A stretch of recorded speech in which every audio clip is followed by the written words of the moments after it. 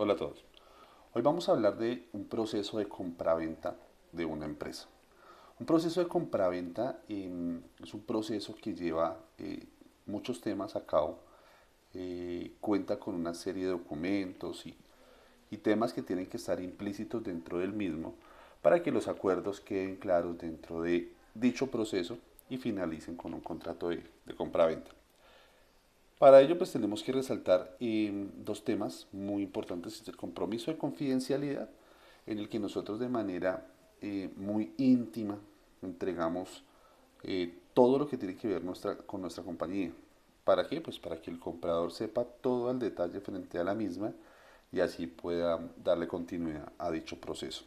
También tenemos otro punto que es el compromiso de exclusividad, que básicamente lo que nos dice es que nuestra empresa no va a ser puesta en venta a nadie más que al comprador y que esto le va a dar un parte de tranquilidad que no va a ser disputada por más personas o por más firmas dentro de la necesidad inmediata de quien la quiera comprar.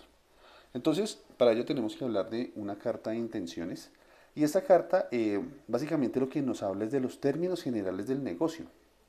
Vamos a hablar en esa carta de intenciones de todo lo que yo quiero resaltar como vendedor de la empresa, que es para mí relevante e importante no solo en temas de precio, no solo en temas de modos de pago, sino temas como la empresa, cómo y de qué manera impacta el medio ambiente, qué finanzas tiene, qué solvencia tiene, cuáles son sus proveedores. Bueno, tenemos muchos temas que van a ir relacionados en esa carta de intención y también nuestro comprador va a entender dentro de la carta de intención cuáles son mis pretensiones de manera o desde el punto de vista de vendedor y también él va a poder exponer su punto de vista como comprador. Esa carta de intención es básicamente lo que nos permite a nosotros es, en términos generales, generar una serie de compromisos y de intenciones, como su nombre lo dice, que al final del ejercicio pues se tomarán en cuenta para la elaboración de un contrato formal. La carta de intenciones pues impulsa las negociaciones y facilita los consentimientos sucesivos en el proceso de la negociación. Em, ¿Qué puede ser? Eh, o digamos que aquí también tenemos que ver mucho las representaciones y las garantías. Esto pues consiste en un listado de materias que el vendedor normalmente manifiesta y garantiza si el contenido de las que el comprador hace depender su voluntad de compra. El nombre con el que aparecen estas manifestaciones como garantías varían. Unas veces aparecen como representaciones de garantías y otras veces aparecen como manifestaciones de garantías. En ella pues se van a establecer cuáles para mí como vendedor son estas garantías con las que yo cuento al momento de cerrar una negociación y también como comprador, qué me garantiza que estoy haciendo un negocio y que dicho negocio no va a dañarse o, o no se van a pasar por encima estas garantías que en su momento pedí y que quedaron plasmadas pues en una representación de garantías. Tenemos que hablar también del due diligence, que básicamente es la realización de este due diligence. Se realiza cuando las partes han acordado los términos generales de la fusión y se realiza antes de firmar el intercambio.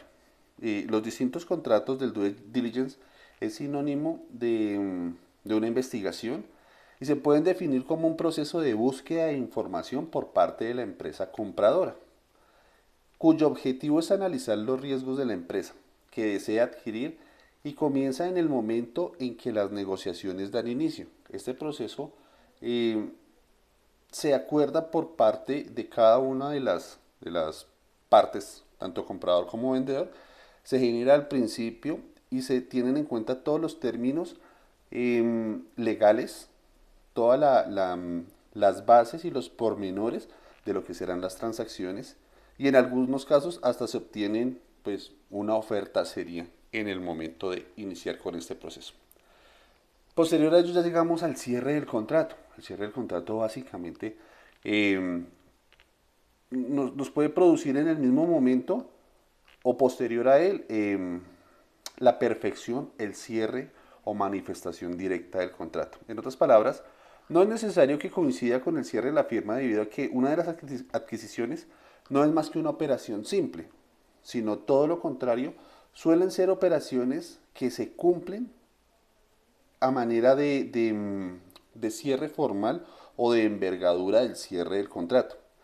Eh, Podemos entender que la firma del contrato básicamente es poner nuestra firmeza de compra o nuestra firmeza de venta y que después de hacerlo nos veremos obligados, mm, citando un poco la ley, obligados a que el proceso se cierre de manera como se firmó en un principio.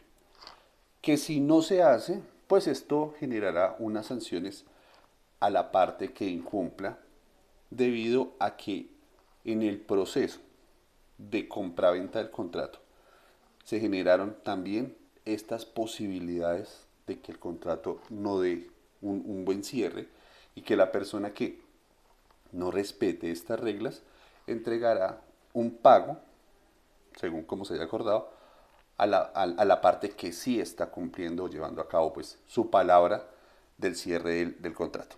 Entonces, en las operaciones realizadas en una compraventa de una empresa, se busca que todo esto esté dentro de la legalidad. En este proceso, pues, entran a participar muchos formatos, muchos procesos que buscan que al final del ejercicio la compraventa de una empresa se haga dentro de los parámetros de la legalidad y con toda la transparencia tanto para el vendedor como para el comprador.